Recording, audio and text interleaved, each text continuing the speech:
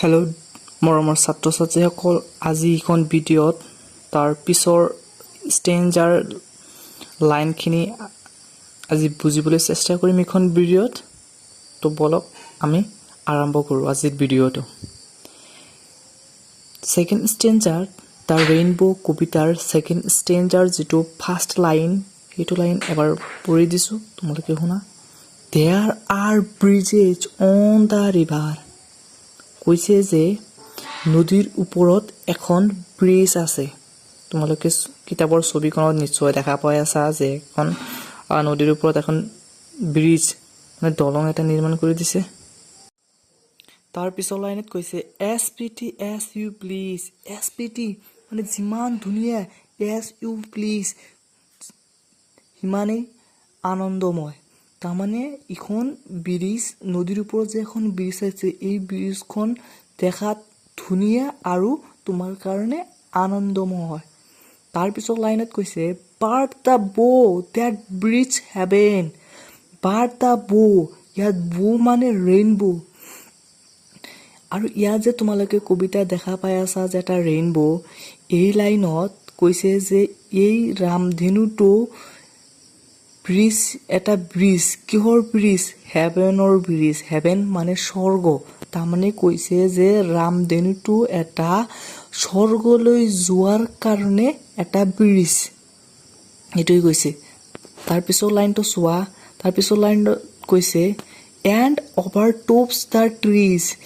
এই যে তোমালোকে ৰামধেনুটো দেখা পাই আছা, সেই ৰামধেনুটো গছৰ ওপৰেদি গৈছে। তাৰমানে গছক অভাৰটপছ কৰিছে, তাৰমানে গছৰ ওপৰেদি গৈছে।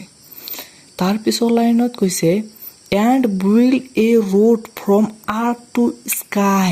কৈছে যে এই ৰামধেনুটো এটা ৰাস্তাৰ সৃষ্টি কৰিছে, যিটো ৰাস্তা আৰ্থ পৃথিৱী, ধৰতীৰ পৰা ক'লৈ গৈছে? স্কাই, আকাশলৈ গৈছে। তাৰপিছৰ লাইনত কৈছে ইজ পেটিয়াৰ ফাৰ দেন দিছ।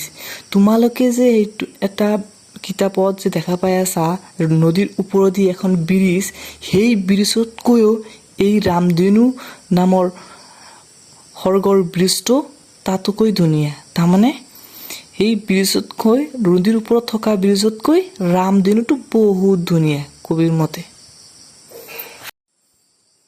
এইখিনি আছিল ছেকেণ্ড ষ্টেঞ্জাৰ অৰ্থখিনি।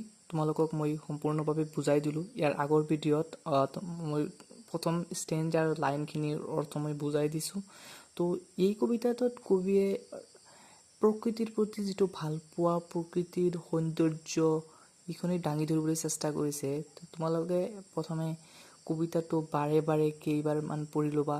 তাৰমানে তোমালোকৰ এইটো, তোমালোকে কেৱল এতিয়া তোমালোকে 6ত আহিছা, তো তোমালোকৰ এইটো ইংলিছৰ এটা বিগিনিং হয়।